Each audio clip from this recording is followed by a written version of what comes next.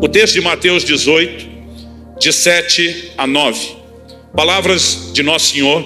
E ele diz: ai do mundo por causa dos escândalos, porque é inevitável que venham escândalos. Mas ai do homem pelo qual vem o escândalo. Portanto, se a tua mão ou o teu pé te faz tropeçar, corta-o e lança-o fora de ti. Melhor entrares na vida manco ou aleijado do que, tendo duas mãos ou dois pés, seres lançado no fogo eterno. Se um dos teus olhos te faz tropeçar, arranca-o e lança-o fora de ti. Melhor entrares na vida com um só dos teus olhos, do que, tendo dois, seres lançado no fogo do inferno. Em primeiro lugar, nós temos uma declaração de Jesus antes de dissertar sobre o tema escândalos inevitáveis ou evitáveis, que já apresenta a ideia de que é inevitável que venham escândalos. Pastor, se Jesus já falou isso, o que é que o senhor vai questionar se são evitáveis ou não? Me dê tempo, que nós vamos construir devidamente o raciocínio. Antes de mais nada, eu queria fazer uma observação sobre o significado da palavra escândalo. De acordo com os léxicos, o de Strong diz que essa palavra aqui traduzida escandalon no grego era uma vara móvel ou gancho de uma armadilha, vara de armadilha. É traduzido muitas vezes como armadilha, cilada, qualquer impedimento colocado no caminho que faz alguém tropeçar ou cair. Por isso que algumas traduções optam por tropeço. Também significava pedra de tropeço, qualquer pessoa ou coisa pela qual alguém torna-se presa no erro ou no pecado. O dicionário Vine diz: originalmente era o nome de parte de uma armadilha na qual se colocava a isca, por conseguinte a armadilha ou a própria isca. No Novo Testamento, escândalo sempre é usado metaforicamente e na maioria das vezes acerca de qualquer coisa que desperta preconceito ou torna-se obstáculo para outros ou leva a cair no caminho. John Bevere escreveu um livro chamado A Isca de Satanás, e a palavra isca ele trabalha em cima da questão do escândalo, dessa armadilha. Então nós temos versões como a tradução brasileira, a Nova Almeida atualizada, que usa a expressão tropeço. Ai do mundo por causa dos tropeços. Ai do mundo, a Nova Almeida, por causa das pedras de tropeço. A NVI, que é uma tradução por equivalência e não literalidade, diz: ai do mundo por causa das coisas que fazem cair no pecado. Ela já vai direto, em relação à interpretação disso. Os escândalos, eles podem ocorrer por meio da decepção que a falha de alguém gera, como também por deliberada tentativa de fazer os outros pecarem. Em Apocalipse 2,14 nós lemos: tenho todavia contra ti algumas coisas, pois tens aí os que sustentam a doutrina de Balaão, o qual ensinava a Balaque a armar ciladas diante dos filhos de Israel, para comerem coisas sacrificadas aos ídolos e praticarem a prostituição. A expressão armar ciladas aqui é a palavra escândalo. Jesus também falou sobre o dano a terceiros, e não apenas a nós mesmos, que o pecado pode causar. Nós começamos lendo do verso 7 ao 9 de Mateus 18, mas nos versículos 2 a 6, que dão o contexto, o pano de fundo, nós lemos: e Jesus, chamando a criança, colocou-a no meio deles, e disse: em verdade vos digo que, se não vos converterdes e não vos tornardes como crianças, de modo algum entrareis no reino dos céus. Portanto, aquele que se humilhar como essa criança, esse é o maior no reino dos céus. E quem receber uma criança tal como essa em meu nome, a mim me recebe.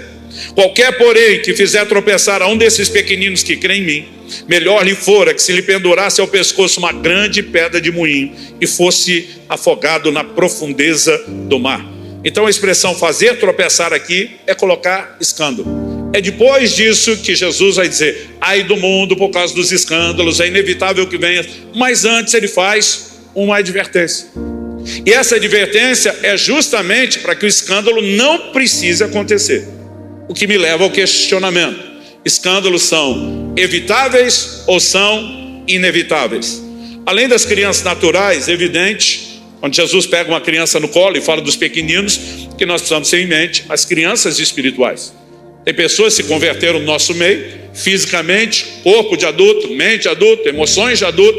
A 1 de Pedro 2,2 fala que, como crianças recém-nascidas, nós precisamos desejar o puro leite espiritual. Espiritualmente falando, são bebês, são crianças. E é evidente que nós precisamos tomar cuidado.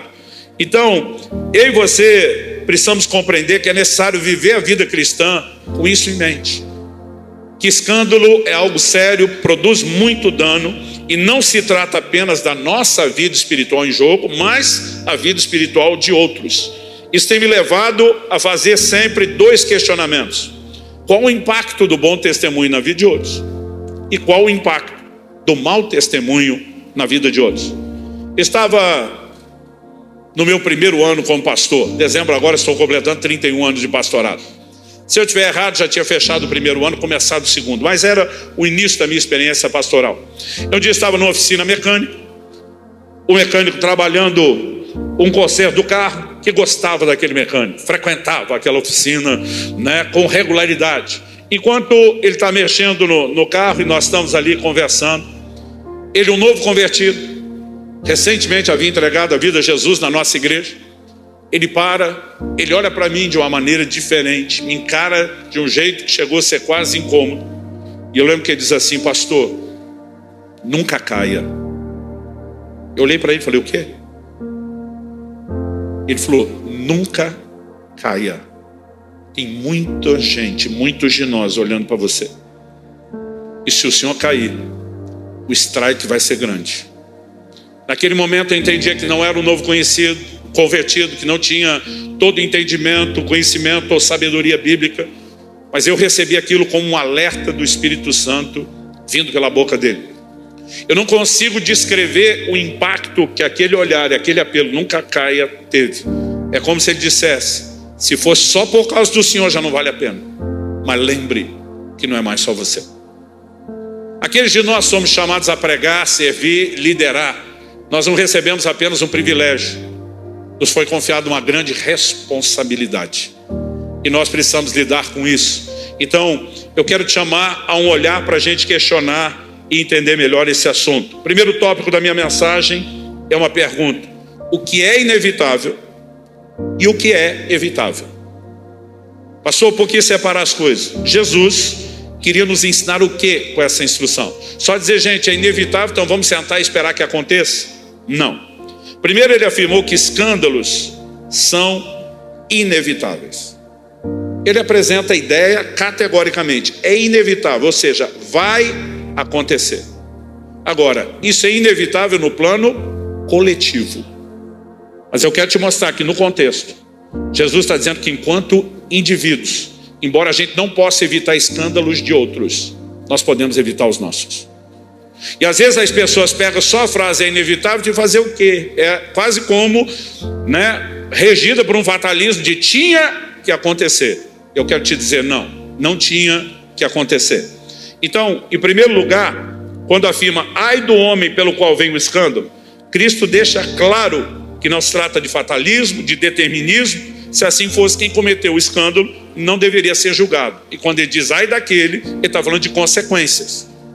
Então, se não está no controle da pessoa e ela sequer pode evitar, por que é que ela seria julgada por aquilo que ela não seria responsável?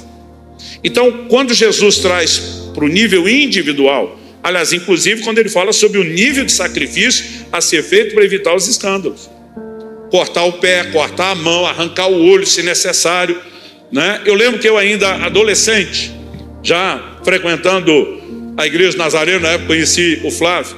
Um jovem da igreja um dia veio falar comigo. Jovem e adolescente era que nem água e óleo, não se misturava, cada um na sua tribo, no seu canto. Os jovens achavam que a gente era muito criança, a gente, os adolescentes, achavam que eles eram muito metidos para não dar atenção para a gente, mas tinha um hiato. E um dia um deles se aproximou. Ele olhou para mim e falou: posso te perguntar uma coisa? Eu falei: pode. Ele falou: você venderia o dedo minguinho da sua mão esquerda por $1 milhão? Eu falei: você está maluco? Não. Ele falou: você não é dessa? Eu falei: sou. O dedo minguinho é o mindinho, dependendo do lugar, é o que menos usa. Da mão esquerda é que você menos usa. Ele falou: estou falando de $1 milhão. Eu falei: de jeito nenhum. Ele falou: e por 10? Eu falei: também não está à venda. Ele falou: certeza que não? Eu falei: não está, estivesse, não tem dinheiro para pagar. Qual o motivo da conversa? Ele falou: estou te ajudando a mensurar algo. Ele falou: se o seu dedo minguinho vale no mínimo, ou mindinho, dependendo do lugar, se ele vale no mínimo 10 milhões de dólares. Minha outra pergunta para você agora é: quanto vale a mão direita inteira que você depende dela, sendo dessa? Eu falei: não tem preço, não está à venda. Por que você está insistindo? Ele falou: só estou tentando te ajudar a mensurar algo. Ele olha para mim e pergunta: quanto vale santidade de Deus na sua vida? Eu falei: você venderia a mão direita inteira por 100 milhões de dólares? Eu falei: não.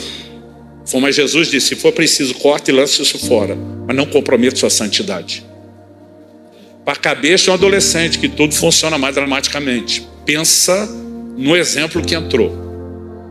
Sabe, essa conversa na adolescência, essa outra conversa com o mecânico, são coisas que até hoje são lembretes de Deus na minha vida. Quando Jesus fala sobre esse nível de sacrifício, assim como quando afirma: ai do homem pelo qual vem escândalo, ele está deixando claro que o escândalo pode ser evitado. Mas a mensagem não é contraditória? Não. O que nós temos, na verdade, são afirmações complementares, não divergentes.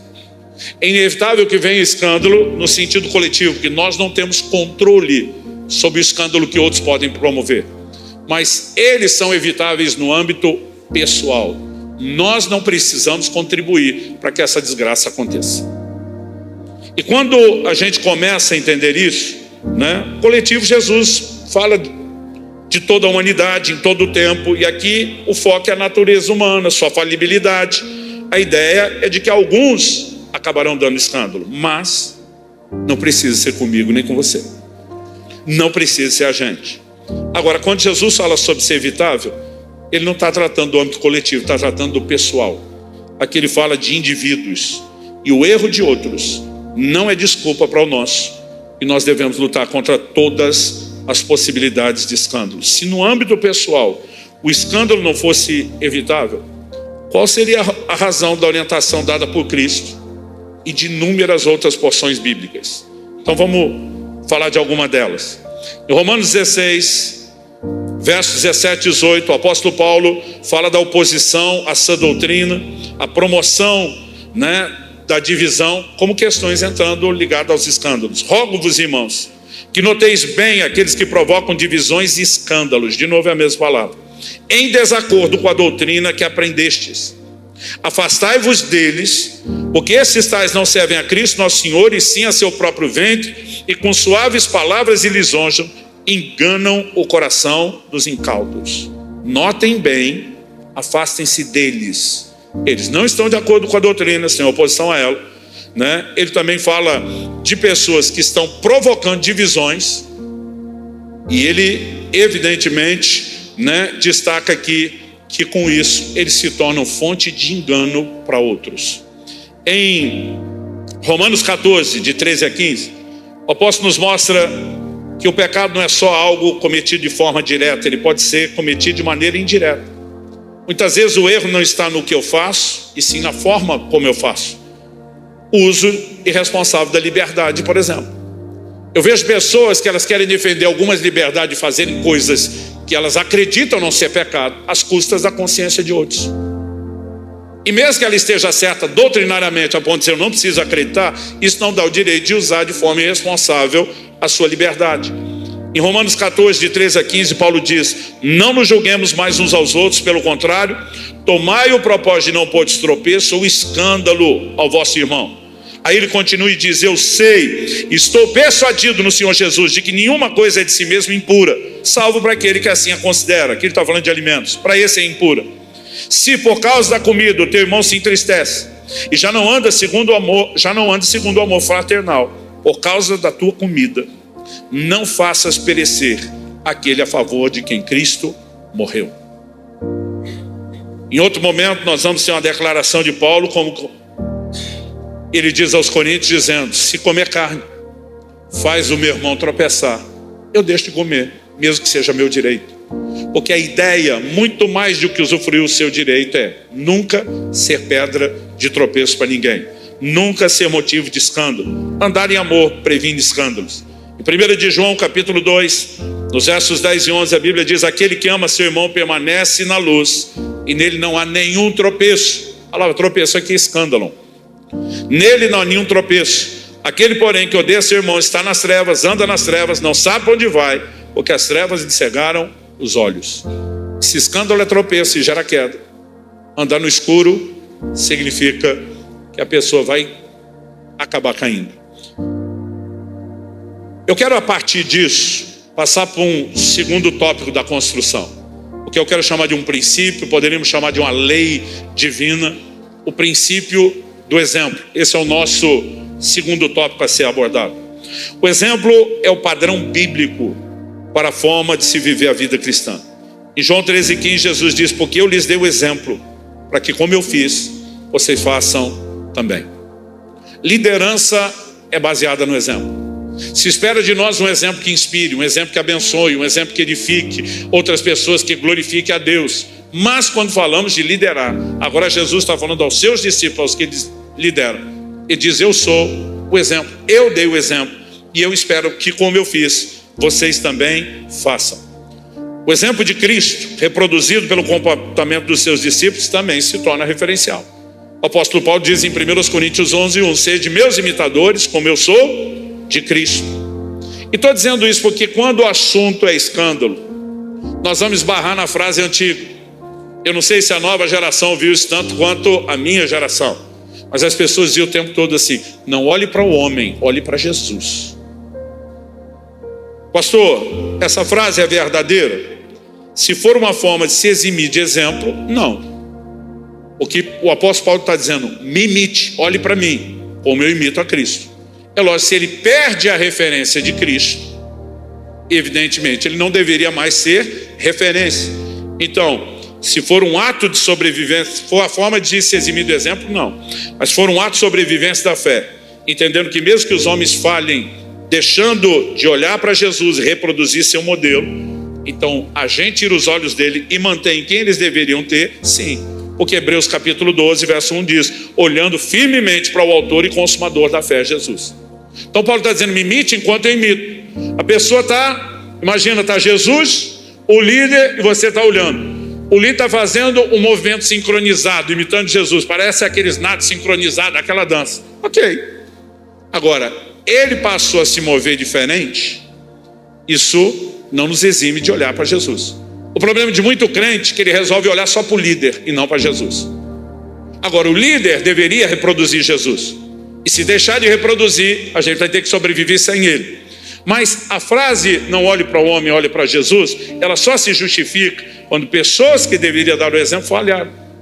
E não deveria ser surpresa. Porque alguns agem como assim: a coisa mais impossível aconteceu. Não, Jesus diz: é inevitável que venha escândalo. Ele estava tentando preparar a gente para isso. E muitos de nós só entramos num profundo nível de decepção porque não levamos a sério o que Jesus falou ou tentou nos preparar. Mas quando falamos de indivíduos, a gente deveria se posicionar de tal maneira, como Paulo, dizer: olhe para mim, eu vou imitá-lo. Eu tenho pelo menos 3 dos pastores da minha equipe que estão aqui hoje comigo. Muitos deles já me ouviram falar isso várias vezes. Até quando errar, eu quero ser um exemplo para vocês de como conserto as coisas. Porque mesmo não sendo perfeito, eu preciso estar em contínuo aperfeiçoamento, me reproduzindo com o Senhor, e a gente tem que chamar essa responsabilidade. Agora, alguns de nós estamos pensando em tudo no ministério, menos talvez na essência da liderança, que seja a necessidade da exemplo. A responsabilidade de não escandalizar, evidentemente, não se limita a líderes, é para todo cristão. Em Romanos 14:15, eu já mencionei, Paulo diz: se o seu irmão ficar triste por causa do que você come, está dizendo seu liderado, seu filho na fé, seu irmão, né? Fica triste por causa do que você come, você já não anda segundo o amor. E ele diz: não faça perecer por causa da comida aquele por quem Cristo morreu. Então, é lógico que é para todo mundo. Mas quando falamos de líderes, a responsabilidade aumenta. Porque o nosso comportamento, quando falamos do testemunho de vida, ele embeleza a doutrina que nós pregamos. Em Tito 2, de 7 a 10, nós lemos: seja você mesmo um exemplo de boas obras. Diga comigo: exemplo de boas obras. Ele continua e diz assim: no ensino mostre integridade, reverência, linguagem sadia e irrepreensível, para que o adversário seja envergonhado, não tendo nada de mal a dizer a nosso respeito.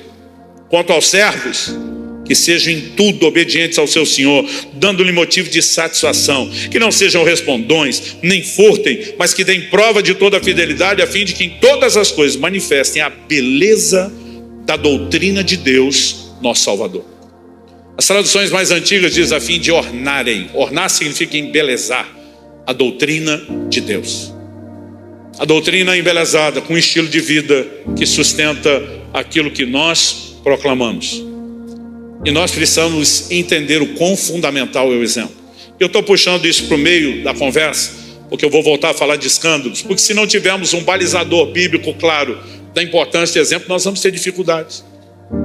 Eu me lembro no início do meu ministério, o primeiro caso que nós tivemos ter que disciplinar e afastar da equipe, né, de liderança um líder de expressão da nossa igreja. Esse camarada me procura, profundamente arrependido, confessando ter cometido um adultério. Já havia se arrependido diante de Deus, não tinha dúvida de que Deus o tinha perdoado. Ficou 7 dias no meio do mato em jejum, né? Mal tendo que beber e sem tomar banho, no profundo arrependimento. Estou falando de penitência, só estou tentando expressar a dor que a gente percebia que ele sinalizava do que fez. Ele me procura, confessa o pecado, pede perdão. Eu digo, primeira pessoa com quem você vai falar é sua esposa. Ele faz isso com a esposa. Depois reúne toda a equipe pastoral, faz diante de toda a equipe. Ele pediu que queria confessar e pedir perdão publicamente a toda a igreja. Mas apesar de todo o arrependimento e da gente não ter dúvida de que Deus o perdoou, é evidente que nós o afastamos do ministério. E é aí que muitos crentes não entendem. Porque acham que nós estamos punindo. 6 meses depois dele afastado, um irmão veio fazer barraco. Não era uma conversa, não era pressão, barraco comigo. Dizendo, por quanto tempo mais vocês vão punir fulano de tal? Eu falei, punir? Você acha que é isso que nós estamos fazendo? Claro que é. Vocês tiraram. Eu falei, para. Deus perdoou, cara. Você tem dúvida disso? Ele falou, eu não. Eu falei, nem eu. A família, a esposa perdoou ele. Você tem dúvida disso que você é próximo? Não. Eu falei, nem eu. Toda a equipe de liderança fez. A igreja fez. Se Deus e o mundo perdoam ele, por que é que nós vamos punir ele de algo que ele está perdoado? Exatamente. Eu falei, exatamente, digo eu, criatura. A disciplina não tem nada a ver com punição. Isso tem a ver com a outra parte. Ele é um líder. E a liderança é baseada no exemplo. E ele perdeu o exemplo. Então ele não foi afastado para ser punido do pecado que ele já está perdoado. Ele foi afastado amorosamente para ter tempo e possibilidade de reconstruir o exemplo, para só depois de conseguir sustentar o exemplo, voltar para o lugar onde está. Nunca desisti desse cara. 5 anos batalhando pela vida dele, pela casa e a família, até reintegrá-lo na equipe ministerial. Mas levou 5 anos para voltar a ministrar. Porque você não recupera a confiança da noite para o dia, depois de ter feito o que fez. E as pessoas não entendem, às vezes, né, a simplicidade do que está por trás de um processo como esse. Então hoje em dia já tem uns caras planejando, vou dar uma pecadinha, 6 meses está resolvido, tudo voltou ao normal. Eu digo que sua equação está bem furada. Primeiro, sobre o nível do pecado, da irresponsabilidade do que você fez, do nível de escândalo promovido para outros, e segundo, do que você acha que é a restauração. Porque para alguns passou o tempo, zero game. Ah, pastor, tem base bíblica. Falei, o ano do jubileu era a cada 50 anos para zerar o jogo.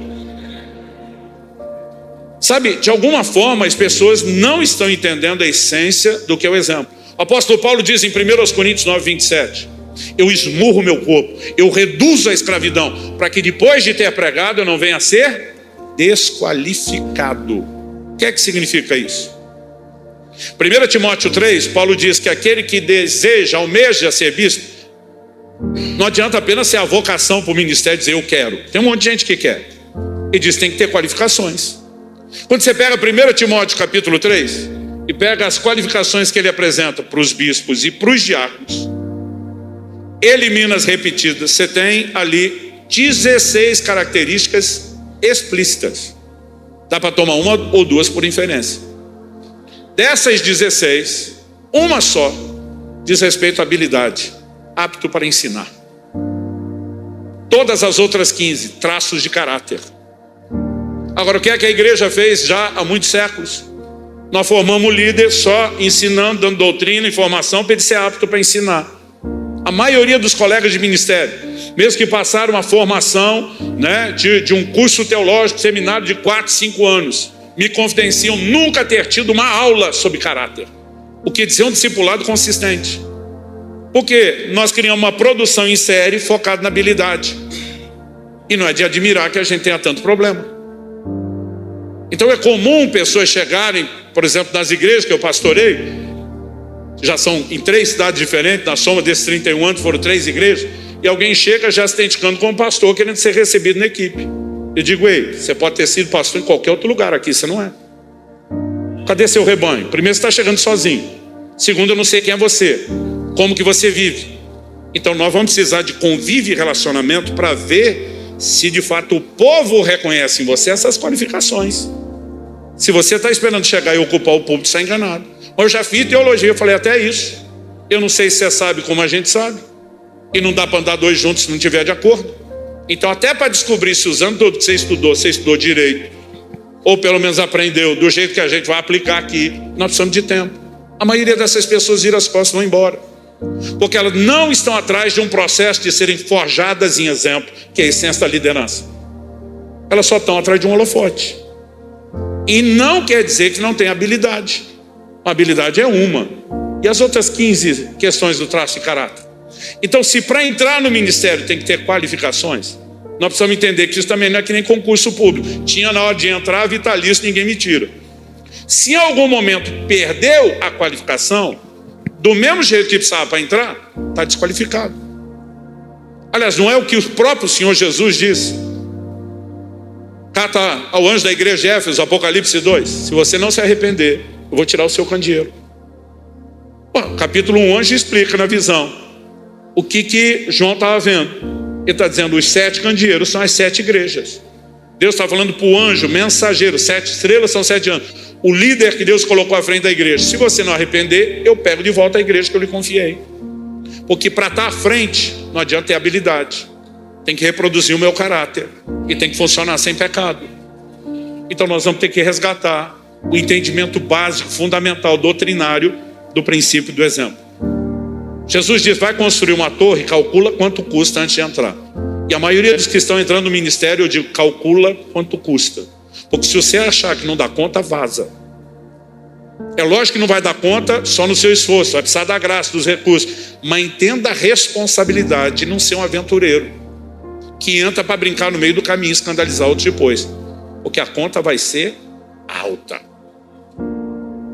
Jesus foi muito claro e categórico sobre, o nível de juízo que virá sobre aqueles que promovem escândalo.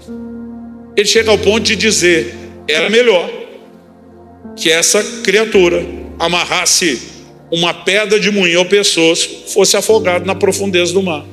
Fosse afogado de uma forma bonita, quase como fizeram com você e você não se fez. Porque evidentemente Jesus não está fazendo apologia aqui ao suicídio. Mas o original me sugere muito mais, amarre e se lance. Então deixa eu mexer no assunto, pode ser polêmico para alguns. Então vou tratar disso com minha opinião. Paulo tinha o bom senso de às vezes dizer isso, digo eu, não o senhor. Na minha teologia, o suicida está lascado. Porque Paulo diz em 1 Coríntios 3,16 que o corpo é o templo do Espírito Santo. E no 17 ele diz, se alguém destruir o corpo, o templo do Espírito, Deus o destruirá. O que significa Deus o destruir? Não pode ser o corpo, porque o corpo o cara já destruiu. O que é que sobrou para Deus destruir depois do cara ter destruído o próprio corpo? Podemos trabalhar possíveis exceções em caso de sanidade mental e outros elementos. Dá para avaliar, questionar, mas para mim o resto não dá.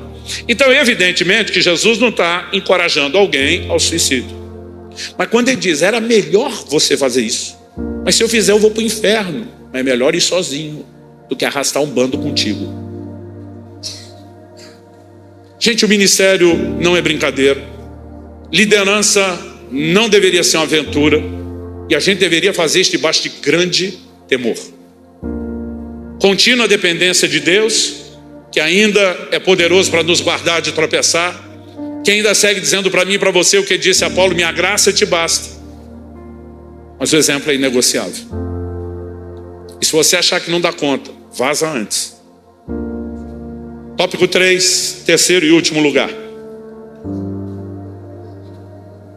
Como lidar com os escândalos? Se na perspectiva coletiva eles são inevitáveis, ainda que eu e você possamos evitá-los no nível individual, nós ainda vamos ter que cuidar de pessoas, de um rebanho, que vai assistir escândalos que outros, diferente de mim e de você, não evitaram. Então, nós precisamos entender que se Jesus queria nos preparar para isso, não era só dizer quando acontecer, senta e chora, ou fazer o quê? Como nós lidamos com isso?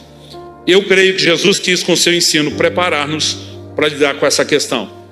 É algo que eu tenho aprendido há muito tempo, é que a decepção é proporcional à expectativa. E muitas vezes a expectativa precisa ser gerenciada na vida de pessoas. E digo isso porque, em primeiro lugar, as pessoas têm uma dificuldade enorme de resolver conflito. Isso vai afetar a igreja.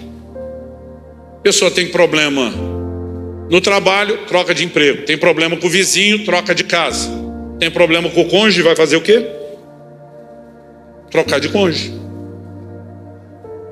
Uma vez perguntaram para um senhor, quando completou o jubileu, 50 anos de casado, falou, como o senhor conseguiu essa façanha de ter o seu casamento sobrevivendo? Ele falou, sou de uma época onde quando as coisas quebravam a gente não jogava fora, a gente consertava. Porque ele está dizendo que a mudança de mentalidade prática do dia a dia começou a afetar a nossa mentalidade prática de lidar com questões mais importantes. É por isso que tem gente hoje, o camarada tem problema na igreja, troca de igreja. Porque as pessoas não estão focadas em resolver conflitos.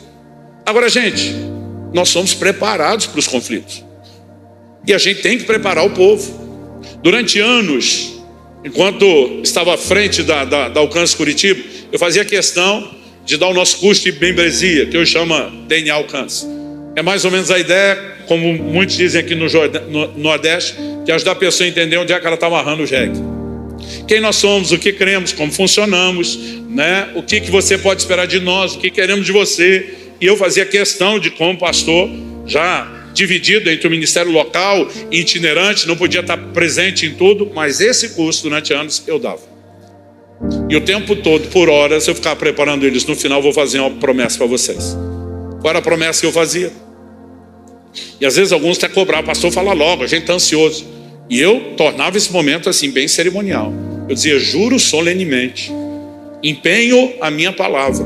Eu prometo a vocês. Teve um dia que eu apelei, falei, em nome de Jesus, eu vou dar uma palavra séria aqui, para eles entenderem o quanto era. E eles ficaram na expectativa. Eu dizia assim, eu prometo que nós vamos falhar com vocês. E eles me olhavam chocados e diziam, eu prometo. Não entre nesse lugar esperando um ambiente de perfeição. Se fosse possível, que não é, com a sua chegada já estragaria. Eu brincava com eles. Porque se você não tiver uma expectativa de que haverá problema, gente, nós temos que fazer isso para tudo. Quando meu filho estava apaixonado pela minha nora, querendo casar, e não era só ele, toda a família. Ela é uma mulher de Deus assim, exemplar, vem de uma família exemplar, dos nossos pastores, todo mundo empolgado. Um dia eu chamei meu filho e falei, filho, presta atenção. Não existe gente perfeita. Nem Priscila. Você precisa entrar no casamento preparado para lidar com conflitos. Não é nem que ela vai gerar, que você vai criar. Eu lembro que ele olha para mim todo apaixonado, sorri e diz, pai, eu sei que ela não é perfeita, não tem gente perfeita, mas de todas as imperfeitas é a melhor. Eu falei, ok, eu não sei se eu posso dizer o mesmo de tu, né? Então, algo que você tem que entender, nós temos que nos preparar. Gente, há uma fantasia sobre determinadas coisas que estão criando muito problema. Meu primeiro ano de pastor, uma irmã me aborda na igreja, eu sabia de um barraco que ela tinha feito com outras duas. Aqui fala barraco, confusão. Aí ela chega para mim e fala, pastor, vim comunicar-lhe que eu estou saindo da igreja. Eu fingi que não sabia de nada, falei, mesmo por quê? Ela falou que não tem amor nesse lugar. Eu falei, a senhora deve estar falando isso por causa do barraco com fulano e Beltrano. Ah, o senhor está sabendo, é isso mesmo. E eu me recuso a ficar num lugar que não tem amor. Eu falei, eu lhe dou toda a razão. Fica à vontade para ir embora, se sentir desligado da igreja, mas só vou pedir algo à senhora. Ela falou o quê? Que eu reconsidere. Eu falei, não, que a senhora seja coerente com essa frase absoluta que a senhora firmou aqui. Eu não fico num lugar onde não há amor. Então passa na sua casa, faça suas malas e abandone seus filhos e seu marido. Porque se a senhora vai sair da igreja por causa de um barraco, e lá tem barraco todo dia, eu não consigo acreditar que a senhora seria tão hipócrita e incoerente. Então, justifique e leve até o fim seu argumento. Ela me olhou com o olhar fulminante. Que homem de Deus mandaria sair de casa? Eu falei, eu não mandei. Eu só estou tentando te mostrar o quão estúpido é o que a senhora está me falando, como a senhora achou quando eu falei da sua parte. Eu falei, se não tivesse amor na sua casa, seu marido, seu filho tinha te abandonado há muito tempo, porque a senhora é difícil demais. A maior prova de que tem amor lá, não é essa confusão que a senhora arma todo dia. Eles aguentar a senhora. Porque amor não é ausência de problema, é a disposição de vencer, resolver e continuar. Gente, se nós não tivermos essa mentalidade desde a família, que é a nossa base de relacionamento, a família da igreja vai complicar. Agora, nós precisamos criar uma cultura que ajude novos convertidos a lidar não só com conflitos de relacionamento, com questões que podem ser tropeços para a fé deles. Eles têm que ser preparados para isso. Quem está entendendo? Então, não há nem na liderança ninguém acima de qualquer suspeita, gente. Não há. Em 1 Timóteo 5,19, o apóstolo Paulo diz: não aceite denúncia contra presbítero. Hoje em dia nós criamos uma categoria de os presbíteros estão abaixo dos pastores. Presbítero, bispo e pastor eram usados de forma intercambiável para as mesmas pessoas no Novo Testamento. Atos, capítulo 20, você vê no verso 17 Paulo chamando os presbíteros de Éfeso para uma reunião em Mileto. Quando os presbíteros chegam e dizem: o Espírito Santo vos constituiu bispos a fim de pastorear a igreja de Deus. Então, pode ir trocando o rótulo que você quiser na cabeça. Presbítero, bispo, pastor, ele está falando para a mesma pessoa. Não aceite denúncia contra presbítero, a não ser exclusivamente sobre o depoimento de uma ou duas, de duas ou três testemunhas. Isso era um padrão desde a lei do Antigo Testamento. O que ele está dizendo? É lógico que essa pessoa foi alçada a esse lugar por um histórico de integridade. Só a palavra de um contra o outro. Nós não vamos aceitar, porque senão qualquer um quiser sabotar a vida de um líder faz. Agora, tem duas ou três testemunhas, acata a denúncia. Instaura-se um processo investigativo. Mas é presbítero, mas não está acima de qualquer suspeita. E se tiver desvio de conduta na investigação, nós vamos ter que interferir. Inclusive na posição que está ocupando, no cargo que está exercendo e no ministério que está praticando. Então, se a gente olha declarações como essa, e o próprio Jesus disse, é inevitável, que nós não estamos dizendo que está tudo bem falhar, gente. Mas nós precisamos entender que não é impossível que aconteça, começando da liderança. Evidente que quando Jesus falou, ai do mundo por causa dos escândalos, é inevitável que venha, mas ai daquele que é responsável, não é para brincar com isso. Mas nós não podemos simplesmente começar a agir como se nunca fosse acontecer. Os promotores de escândalo responderão por seus atos. Jesus afirmou na conclusão da parábola do joio e do trigo, se você bem lembra, Mateus 13, 41, 42, mandará o Filho do Homem e os seus anjos, que ajuntarão do seu reino todos os escândalon, no grego, os escândalos, e os que praticam a iniquidade, e os lançarão na fornalha acesa. Ali haverá choro e ranger de dentes. A limpeza final é: pega todo mundo que dá escândalo e bota no inferno com qualquer ímpio. Vai ter uma varredura e uma limpeza. Aonde que isso vai acontecer? O texto está dizendo: ajuntarão do seu reino. Algo para se pensar. E se alguém falhar? Em primeiro lugar, o desafio a líderes, futuros líderes presentes. Nós não podemos falhar. Não pode ser uma opção. É lógico que se houver algum nível de tropeço, e o pastor Flávio foi muito pontual nisso, se todavia alguém falhar, não significa que o caso está perdido. Mas ele diz: eu escrevo para não pecar. E essa tem que ser a nossa mentalidade, a construção de uma vida no ministério. Agora, uma coisa é entender a nossa responsabilidade de não falhar. E o que nós, enquanto ovelhas do rebanho de Jesus, que também podemos ter outros líderes acima de nós, ou as ovelhas que pastoreamos, precisam entender. Sobre quando os escândalos inevitáveis de outros, não nossos, acontecer. E eu queria terminar chamando sua atenção para 4 conselhos práticos. Se você quiser, pode tomar nota. Número 1. Não se afaste de Jesus por causa dos que tropeçaram. Você pode repetir isso comigo? Diga: não se afastar de Jesus por causa dos que tropeçaram. O apóstolo Paulo, em Filipenses 3,17, ele diz: muitos andam entre nós, dos quais repetidas vezes eu lhes dizia, agora digo até chorando, são inimigos da cruz de Cristo. Quem são os inimigos da cruz? Aqueles que estão promovendo algo completamente contrário ao que Cristo veio fazer. Agora, em momentos como esse, aí sim, nós precisamos manter os olhos em Jesus e não nos inimigos da cruz. Porque infelizmente tem gente dando mais valor ao inimigo da cruz do que aquele que morreu por nós na cruz. E não foi Jesus que falou comigo, com você. E os nossos olhos, né, e a nossa vida não pode ser afastada dele. Amém? Número 2. Não desvalorize a palavra pelo não cumprimento dos que ensinaram. A palavra tem uma autoridade maior do que aqueles que ensinaram e falharam. E ela não deveria ser descartada por causa de quem falhou com a própria palavra. Em Mateus 23, de 1 a 3, Jesus fala assim: então Jesus falou às multidões e aos seus discípulos: na cadeira de Moisés se assentaram os escribas e os fariseus. Portanto, façam e observem tudo o que eles disserem a vocês, mas não imitem suas obras. O que dizem não fazem. Para começo de conversa estão desqualificados, não devia nem estar ensinando. Estão ensinando o outro e não fazem. Mas isso tira a autoridade deles de estar naquele lugar, mas não tira a autoridade da palavra. Jesus diz, mesmo que eles não vivam, eles vão ser julgados. Você faça o que eles estão dizendo que tem que fazer. Porque pelo menos na hora de ensinar, não de viver, eles estão apresentando a palavra com fidelidade. Então a palavra não pode ser desprezada por causa daqueles, do não cumprimento daqueles que nos ensinaram e acabaram desprezando. Número 3. Afaste-se. Nós repetimos, não desvalorize a palavra, ou foi só um? Repetimos 2 também? Então diga comigo, não desvalorize a palavra pelo não cumprimento dos que ensinaram.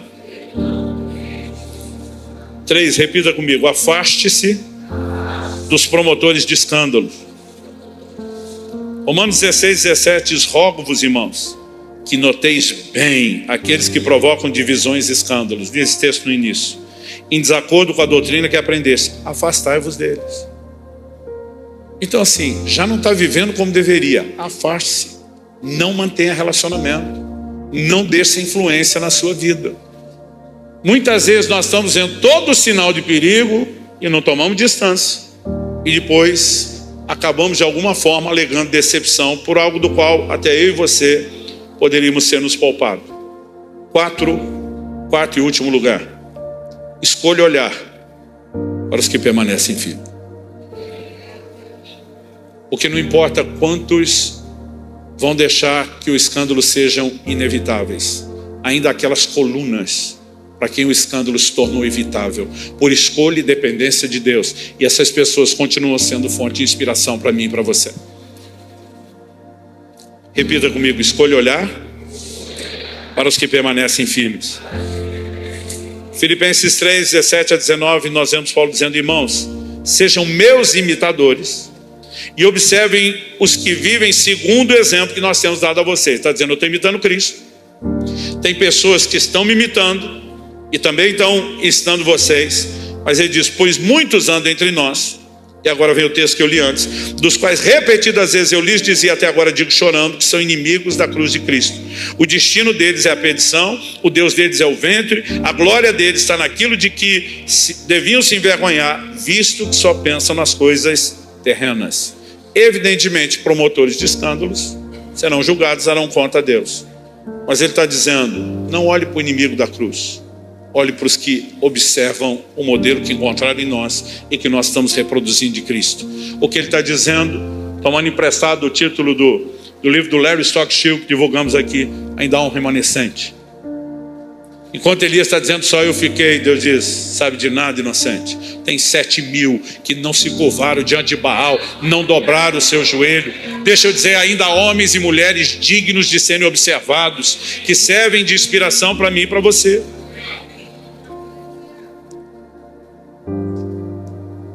Há uns 13 anos atrás, eu tive um dos momentos mais difíceis do meu ministério. Eu tive que afastar e disciplinar publicamente um dos pastores da nossa equipe, que escolheu não continuar casado e nem cuidando dos filhos. Nós trabalhamos muito tentando dissuadi-lo, fiz de tudo para que lutasse pelo casamento. Falei para ele, meu amigo, eu te dou uma licença remunerada de 1 ano, 1 ano e meio, vá para o Caribe, lute pelo seu casamento. Não desista disso. Ele falou, pastor, não há o que o senhor fale que vai me fazer mudar de ideia. Ele ainda olhou para mim e falou: e o combinado não sai caro. Eu sei exatamente o quanto vai me custar e quanto o senhor vai lidar com isso. Aquilo foi algo assim que me arrebentou. Não apenas falamos de integridade, mas nosso maior valor depois de Deus é família. E eu tenho que vir a público e dizer que um líder de equipe trouxe tamanha vergonha ao evangelho. Aquilo me arrebentou. Eu vim diante da igreja e disse: não estou aqui só para dar notícia. Estou aqui pedir perdão, porque um dos nossos deixou a corda roer. Deixou de ser exemplo para vocês.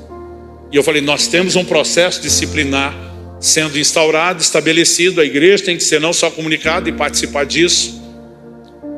Mas o que eu mais preciso fazer, com o coração arrebentado e profundamente envergonhado, é pedir perdão a vocês. Havia uma fila de pessoas no final, dizendo: pastor, fulano falhou, mas o resto de vocês não. Nós temos bons motivos para olhar para as boas referências e não para ruim.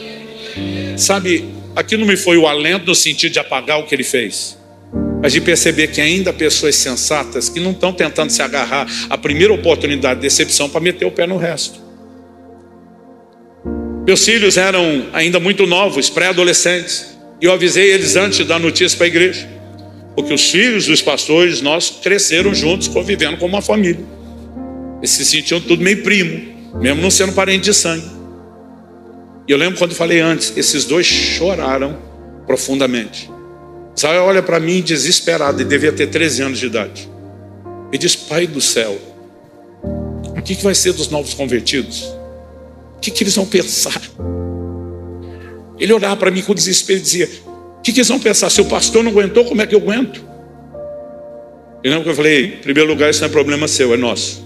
Resolver isso com o rebanho. Suas orações serão bem-vindas. Mas eu lembro que depois da reunião eu falei para ele: ei, o que eles vão pensar é que o resto de nós continua levando isso a sério e procurando ser modelo.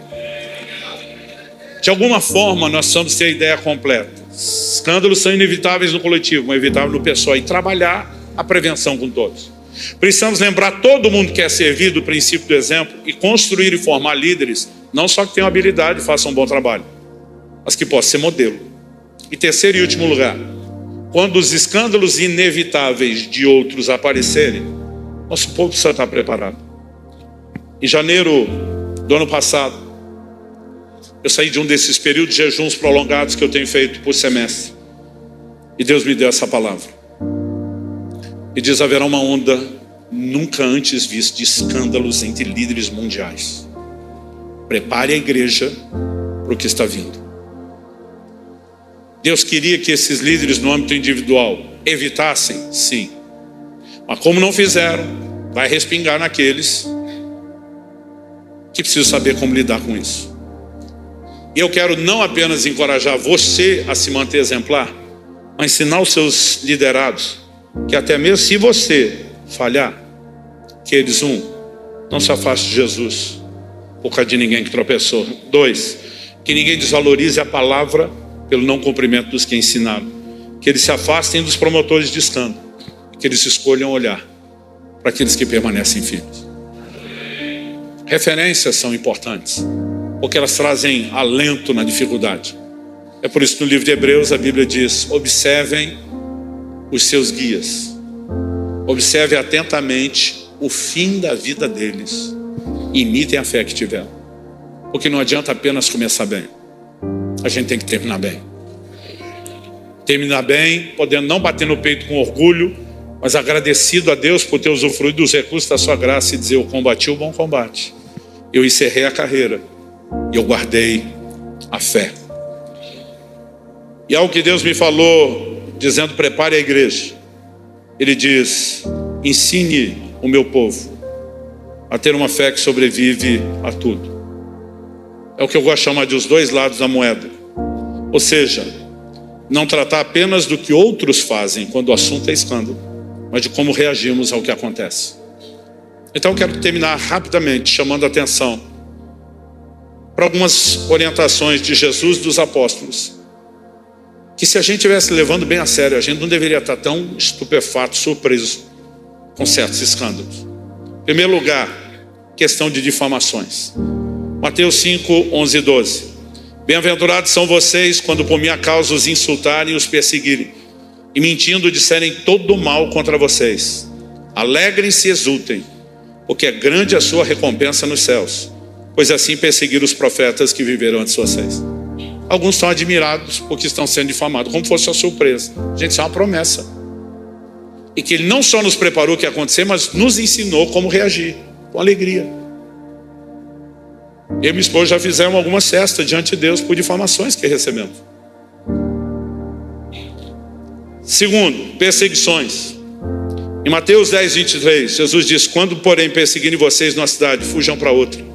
Porque em verdade lhes digo que não terão percorrido as cidades de Israel até que venha o Filho do Homem. Alguns ficam tão surpresos. Ah, pastor, Deus me chamou para o ministério, eu estou tendo luta. A minha pergunta é: qual a sua surpresa? Quem te disse que você não teria? O apóstolo Paulo diz: uma porta grande e eficaz se me abriu no Senhor. Mas há muito adversário. Uma porta não é do Senhor? E daí? Quem foi que disse que quando você entra pela porta de Deus não tem resistência? Ele está dizendo: prepara o lombo, vocês vão ser perseguidos. Hoje em dia, a gente está num contexto onde nós não temos perseguição física. Não no Brasil. A igreja mundial sofre disso, mas não no Brasil. A gente tem perseguição pessoal, que não são só os ataques de difamação. Hoje em dia a gente tem perseguição institucional, ideológica, e a coisa só vai piorar. E quem quer entrar nesse negócio tem que ter a casca grossa, gente. Ele falou até mesmo de ameaças de morte. Mateus 10, 22 e o 23. Eu li agora há pouco, né? Quando vos perseguir, ele diz: um irmão entregará à morte outro irmão, e o pai entregará o filho. Haverá filhos que se levantarão contra os pais e os matarão. Todos odiarão vocês por causa do meu nome. Aquele, porém, que ficar firme até o fim, esse será salvo. Nós somos prevenidos sobre problemas entre irmãos e não deveríamos ficar surpresos. 1 Coríntios 11, 18 e 19, Paulo diz: porque antes de tudo estou informado de que quando se reúnem na igreja, existem divisões entre vocês. E eu em parte acredito que isso é verdade. Porque em parte, não está chamando de mentiroso. Uma vez tem uma versão só, é complicado. E até é necessário que haja partidos, outras traduções dizem facções entre vocês, para que também os aprovados se tornem conhecidos entre vocês. É na hora que os problemas surgem que você começa a ver quem é maduro, quem é espiritual, quem é crente para valer e quem não. Além dos problemas com os irmãos, nós temos que lidar com os que se desvirtuam em nosso meio. Atos 10, 29 e 30, Paulo diz para os presbíteros de Éfeso, orientando eles como pastorear o rebanho: eu sei que depois da minha partida aparecerão no meio de vocês lobos vorazes que não pouparão o rebanho. E até mesmo entre vocês se levantarão homens falando coisas pervertidas para arrastar os discípulos atrás de si. Agora, gente, se nós estivéssemos ensinando, pregando, discipulando o nosso povo, usando esses textos, não deveria nem ser uma surpresa tão grande quando acontece. E nem todo mundo ficar tão sem chão ou sem reação. Porque nós sabemos o que devemos fazer. Embora enquanto indivíduo nós vamos dizer é inevitável que os escândalos venham, enquanto líderes é evitável na minha e na sua vida, enquanto líderes olhando para a coletividade nós temos que admitir, é inevitável. E se o nosso povo não for preparado para isso, haverá um grande desânimo. O ensino de Jesus também incluiu perdão aos que falham conosco. Lucas 17, de 1 a 4, Jesus disse aos seus discípulos, agora a versão Lucas, não Mateus: é inevitável que existam pedras de tropeço. De novo a palavra escândalo. Mas ai de quem é responsável por elas. Seria melhor para esse que uma pedra de moinho fosse pendurada a seu pescoço, fosse atirada do mar, do que fazer tropeçar um desses pequeninos. Tenham cuidado.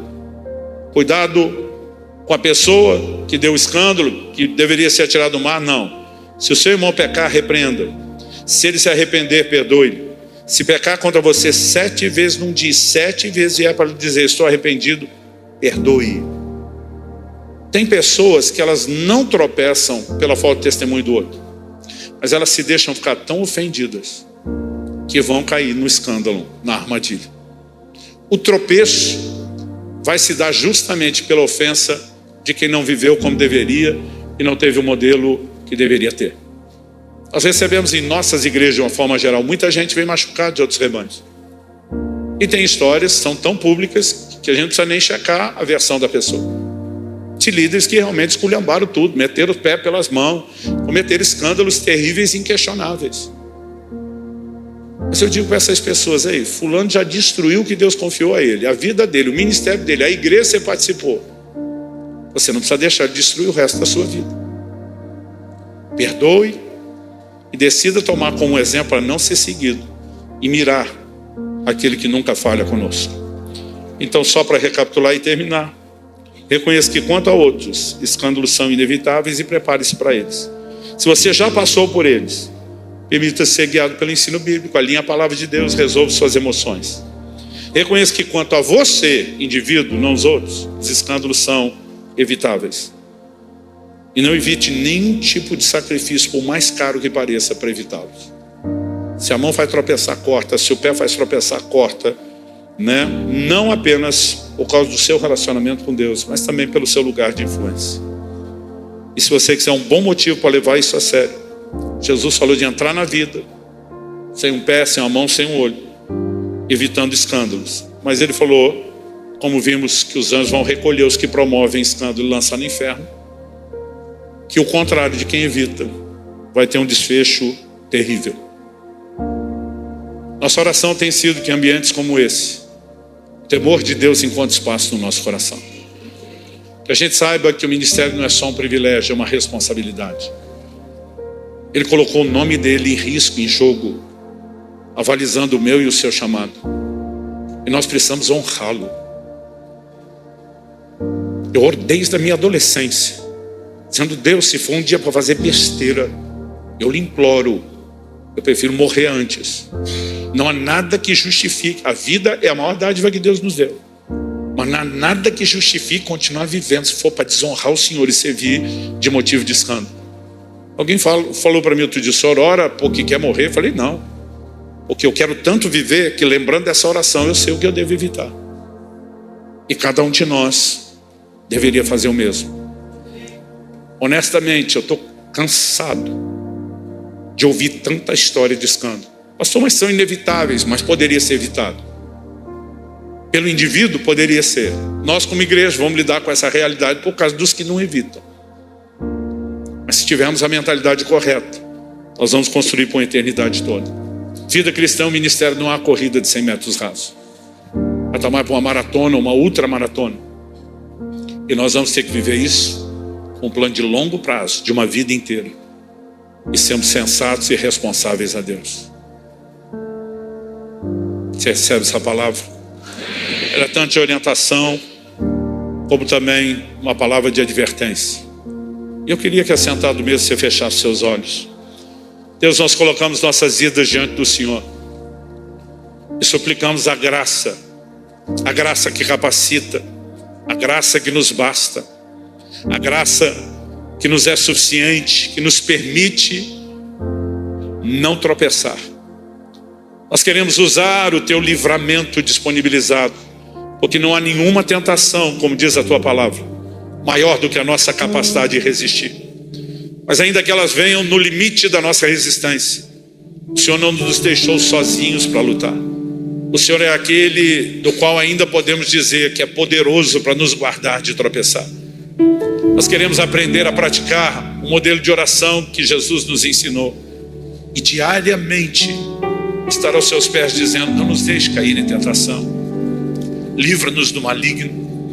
Nós queremos nos manter aos pés da cruz, não numa atitude de autossuficiência e arrogância, mas de contínua dependência do Senhor para com os teus recursos jamais tropeçarmos. Embora não possamos dizer que quanto aos outros os escândalos sejam evitáveis, nós sabemos que quanto a nós eles podem ser evitados. E nós oramos que o Senhor nos ajude a mensurar o valor da santidade, da integridade, da honra, como uma resposta ao que o Senhor fez por nós e merece, mas também como um ato de responsabilidade diante de um rebanho muitas vezes frágil. Nós clamamos a tua misericórdia sobre a igreja brasileira, sobre a igreja mundial, que tem enfrentado uma onda avassaladora de escândalos, e sabemos que isso infelizmente vai se intensificar. Ajuda-nos, Senhor, a nos conduzir de tal forma que o rebanho, enquanto é preparado para suportar escândalo dos outros, também é treinado para evitar os seus próprios. Que enquanto, ó Deus, eles são preparados para saber que ninguém além do Senhor é perfeito. Eles também podem ter referências de pessoas que se posicionam firmemente diante do Senhor. Nós suplicamos graça e oramos que o temor do Senhor, pela consciência da tua palavra, que é o princípio da sabedoria, que o temor do Senhor encontre lugar nos nossos corações, e que possamos um dia cruzar aquela reta final, a linha de chegada, não apenas dizendo: combati o bom combate, encerrei a carreira, guardei a fé, mas ouvir dos seus lábios: servo bom e fiel, entra no gozo do teu Senhor.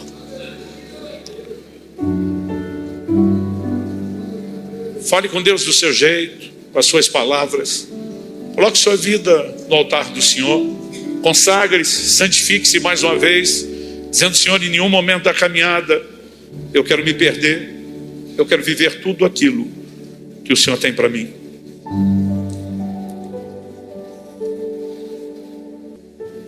Sopra sobre nós, Senhor, que aquilo que o Senhor tem falado e feito nesses dias não termine no final dessa conferência. Oramos não só continue, mas que cresça, que progrida, até cumprir o seu pleno propósito em cada um de nós. Nós oramos em nome de Jesus. Amém. Glória a Deus. Glória a Jesus.